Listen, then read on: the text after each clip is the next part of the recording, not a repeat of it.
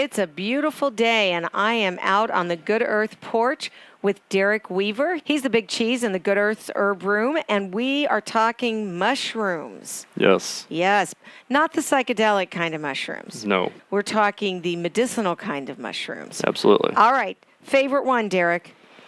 Well, it's definitely hard to pick just one mushroom. One that I use a lot personally is the lion's mane mushroom. I'm not really looking to talk a lot about that one today, but it is one of my favorites just because it helps with neurological support, nerve support, things like that. So I'm always taking extra lion's mane to improve memory and focus, attention span, things like that. But today I'm mostly trying to talk about things that I think a lot of busybodies would want this summer, and that's your Cordyceps, Reishi, and we'll cover some Chaga too, and tie that back into how some of these mushrooms can help the environment. What do you mean by busybody? You know, your athletes, your people who, work a long day, then go out and jog or go to the gym, people who are living a high-stress life and need just a little bit of extra to boost just to get them through their days. And, we have longer days in the summer, so sometimes you feel like you need to fill that day out a little bit more. And so some of these mushrooms will help with that a little bit. Fantastic. We're starting with Cordyceps?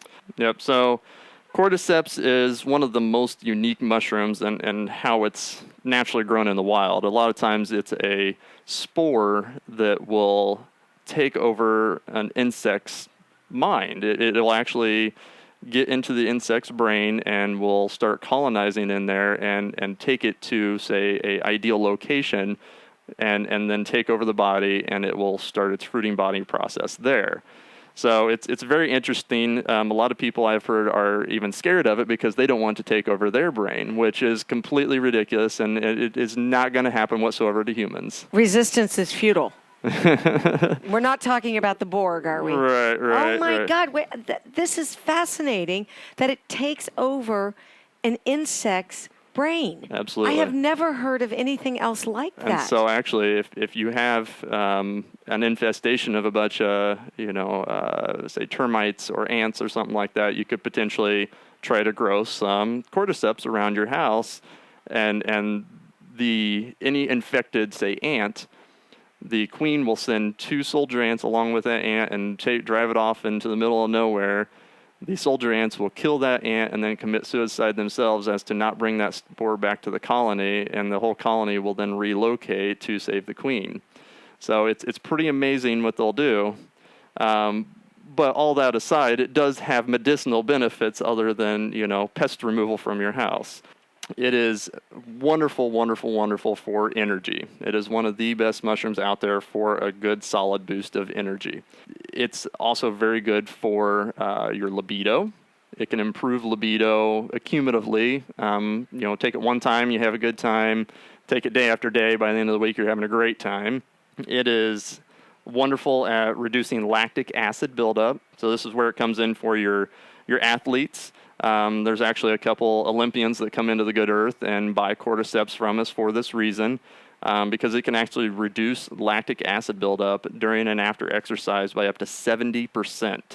So it's very, very, very significant. One of the gentlemen that comes in he's a long jumper, triple jumpers for the Olympics. He said this will be his 3rd Olympics that he's going to this year. And since he started using the cordyceps, he has shattered his old record. And then the other girl who's the Olympian is the 2nd fastest runner in the world and is an Indianapolis native. And so this will be her first Olympics. And so I got her set up on some of the cordyceps as well. There's literally going to be a run on cordyceps. Right. Seriously, Derek. This is fun. Yeah, thank you. Thank you. I'm nothing if not punny. Tell me what Cordyceps looks like and what form are people taking it in? In the wild, like I said, they call it the caterpillar mushroom because it kind of is notorious for taking over caterpillar. Or in, Asian countries, they will actually grow it on caterpillars. And so some of these mushrooms will be, $500 a pound kind of thing. They get really, really, really, really expensive. However, all of our mushrooms that we sell at the store, none of them, we're not hurting any insects. They're all vegan appropriate. We pull from a source called Host Defense, and they grow all their mushrooms on organic brown rice. And they come in two varieties, capsules or a liquid extract. I typically suggest people go with the liquid extract for a variety of reasons. For one, it's cheaper. Almost in every mushroom that they carry, it is anywhere from $5 to $12 cheaper to get the liquid extract. It's faster acting, and it's a triple extraction process. So you're getting a hot water extraction, cold water extraction, and a ethanol extraction. So you get all the different constituents of that mushroom. And it's not just the whole fruiting body. They are harvesting a lot of their mushrooms at the primordia formation stage. And what that means is that's your sprouting mushroom phase. So that's the sprouting fruiting body. So like a lot of people eat radish sprouts instead of eating a radish because it's higher concentrations of the nutrients. The primordia formation has higher constituents of that mushroom. Everything is at its peak at that moment, so they harvest it then to get the most nutritious mushrooms. The brands we carry, like Host Defense, are very, very potent, and we really strive to carry, the highest quality products we can here at the store. Is there anything else about Cordyceps we should know?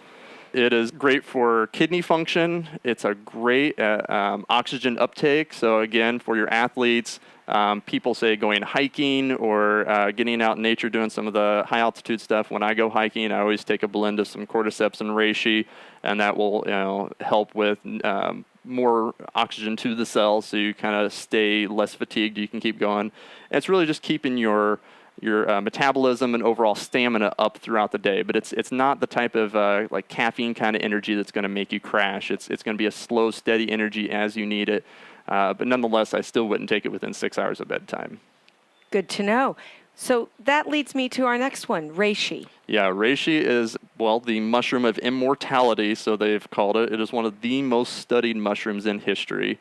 It goes back thousands of years. Actually, in Japan, it used to be illegal for the little people to consume reishi. It was only for the emperor and the emperor's people. And it was just kind of a cherished mushroom. It still is. It's Ganoderma lucidium. It's a real pretty mushroom. It's kind of got a red glossy fan that sticks out. It will grow out of trees. It will grow out of the ground. I have found it growing here in Indiana. It's a really unique looking mushroom, but it's unique in the way it's a very detoxifying mushroom for the body. It's a phase 1 and phase 2 liver detoxifier. And what that means is it is getting the toxins to the liver and metabolizing them out. A lot of people come into the store looking for milk thistle. They come in looking for dandelion root and things like that to bring the toxins to the liver, and they consider that a liver detox. Well, that's only doing part of the job. There's 10,000 pathways into the liver. That's phase 1 liver detoxification. That's bringing the toxins in. That's what your milk thistle is, your yellow dock, your dandelion, all these different herbs.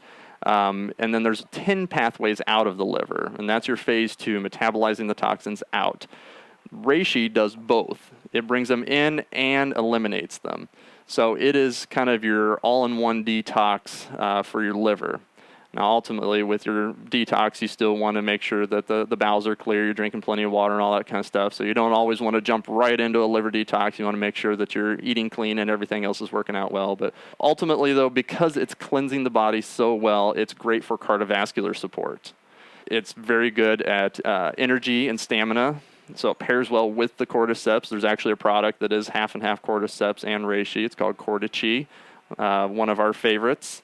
It is a great stress reducer. It's an adaptogen, so it helps the body cope with stress. It helps you balance out your sleep cycles, and overall just complete wellness. It's also an immune modulator, and what that means is it will help to regulate the immune system. So somebody who has the sensitivities to smells, like you got the new car and you can't stand that new car smell, or there's construction in your house, you put down new carpet and that glue smell or whatever, or somebody's perfume just really, really bothers you and you can't be in the room with them. that's like an allergic reaction, or you have allergies to pollen or food or different things. We can train our immune system. We can overcome allergies, and using things that are immune modulators will help us do that. And reishi is one of the best immune modulators. So you can start with taking like 1 drop a day of the liquid extract, and then 2 drops the next day, 3 drops the next day, and slowly build until taking 1 dropper full a day. And that will actually help your body slowly adapt to some of these allergens. And over time, you're likely to have less problems with that allergy. It's amazing how many healthful properties these 2 mushrooms have. Are there any negative side effects? Well, that's the beauty of the mushrooms. Because they're so detoxifying, there's really not any chance of overdosing or any real toxic amounts. The reishi, because it is, kind of cleansing the cardiovascular system, if you were to say be on a blood thinner or something like that, I would obviously talk to your doctor first, just because you don't want to get into a gray area. I think it's said that there's somewhere around like 6 grams kind of gets you into a gray area. 40 grams is like a couple bottles worth of reishi. Most people can't even afford to take that much, but you can sort of overdo it a little bit with reishi. And really, I would highly doubt that anybody would get into that gray area with the reishi unless they were really trying to. You mentioned about the liver detox. People could come in and get other herbs that are only phase 1 detoxification. On the energy front, there's a whole bunch of other things that people could take for energy. Absolutely. Why choose the mushrooms? Well, ultimately, there's no real side effects. A lot of your energy supplements have some variety of caffeine in it. Caffeine can be acidic for the body. It causes calcification in other places of the body. It can kill off probiotics. It does a lot of damage to the body, and a lot of your stimulants in general just overstimulate. They kind of wear things down. They can kind of cause weakness, and they can become habit forming. Where your mushrooms really don't have those problems. They're not acidic. They're supporting the overall function of the body. They're stress relieving. They're promoting cardiovascular function. They're cleansing the liver. They're doing all these other wonderful things for the body. As with anything, take it in moderation, 6 days on, 1 day off, follow that kind of basic principle to, not overdo anything on the body. But ultimately, they're just completely safe. So I recommend them all the time. I've gotten several people off coffee using the Cordyceps and Reishi blend. And I know my dad said he tried to have some of the Cordyceps and Reishi with his coffee, and he about walked across the ceiling at work. So it's usually more than people expect it's going to be. They are very powerful. What do you do with people who come in and have got an issue like systemic candida? Can they take mushrooms because it's a fungus that they're already dealing with one fungus? Can they take another fungus? Absolutely. Yeah, so not all your mushrooms are the same. There's the fungi kingdom is a huge kingdom, and just like any other kingdom, animals compete for the same space to live, so do fungi. So your candida yeast is one species of a fungus yeast, and your mushrooms are their own different species. Actually, there is a species of mushroom called Maitake, and it will combat candida. And it takes a little longer to build that up in your system, to kind of build the resistance, because it's actually growing and doing its thing in your body, and it will combat that, and it can lower blood sugar levels. That's a wonderful way to think about the mushrooms, sort of the warring factions between, the Candida faction and the Maitake faction duking it out for dominance in your body. Exactly. Very good. All right. So anything else you want to say about Maitake? Just give it time.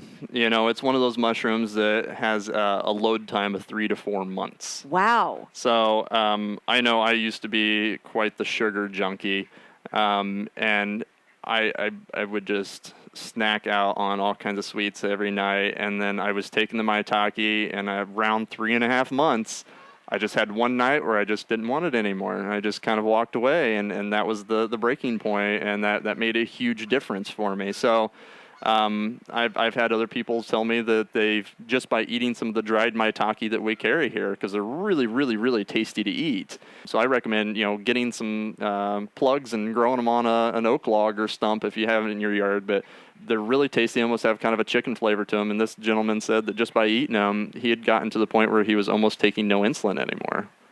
Totally amazing. All right, we're going to our last mushroom, chaga.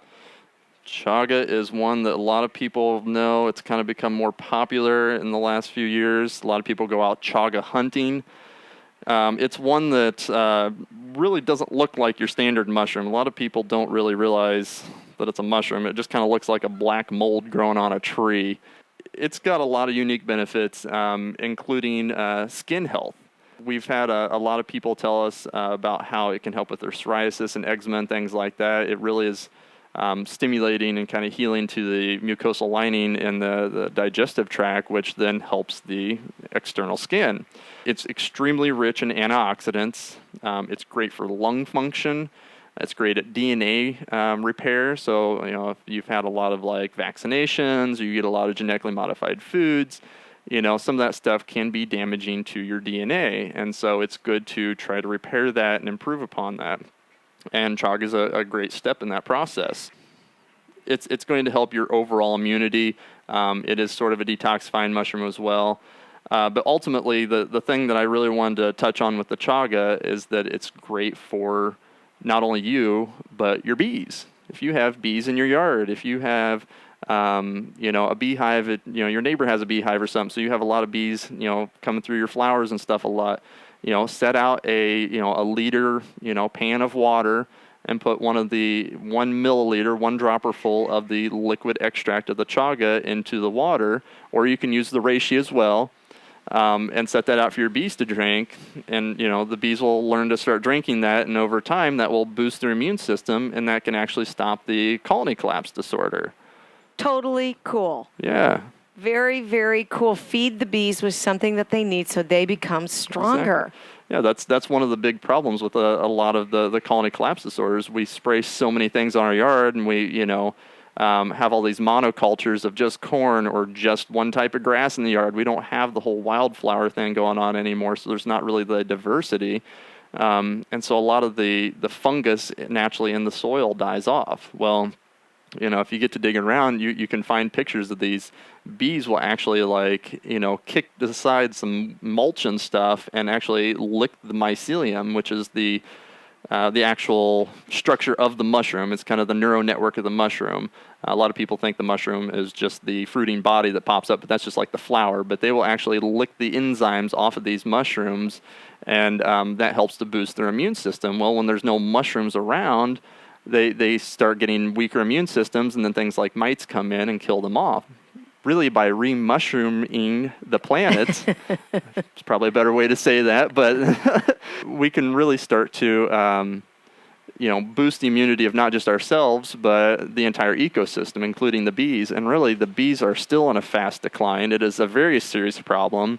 I've heard that potentially in as little as 5 years, we could be down to 30% of the food we see on the store shelves if we don't get serious about this. Yes, the statistics are daunting. If we don't have bees, 1 out of every, I think, 4 bites of food that you take is because a bee has pollinated it. Exactly. So we are in deep trouble. I feel like we need to have signs that say fungi are your friends. Yeah. In every garden, we need to be doing what you say. Put out some water with some chaga and some reishi. Absolutely. Yeah, and there's all kinds of different mushrooms that can help boost your garden in general. If you don't want to use chemicals in your garden, there's things like it's called the garden giant, or also known as the wine cap mushroom, and you can plant that in your garden. It's an edible mushroom, and it helps to build the immunity of your garden. So if one tomato plant gets some kind of fungus or disease or weird thing that's harming it, it will send that information down the mycelium network to the root structure of the next plant, and that plant will get the message and start boosting its immunity for that. And so it actually works as like a fertilizer as well, because it's breaking down all the leaves and the mulch and stuff in your garden into new fresh soil. And so it's doing all sorts of stuff. And then the side product of it is you get these big, tasty mushrooms out of it. So there's all kinds of things you can do with mushrooms. They're, not just for medicine or, pretty fun things to look at. It's really amazing what they do for our planet. And, keep in mind that we really owe them a lot. We are 60% in common with them as far as DNA goes. We share more DNA with a mushroom than we do with your common herbs and plants. So really, they're more meant to be our food and our medicine. And we've overlooked this for so many years. 60%? Yeah. I had no idea that is how similar we are. Yep. So we're all just a bunch of fungus, is what you're saying, Derek. I'd like to think I'm a fun guy. Now look who's punny. Exactly. There we are. If you do want any more information on how you can give the bees a chance, there is a website you can visit. It's called beefriendlyinitiative.org. That's beefriendlyinitiative.org. And they'll give you instructions on things you can do in your garden, in your yard to help. Absolutely. Such great information. Thank you so much for sharing all your knowledge with us. Yes, thanks for having me.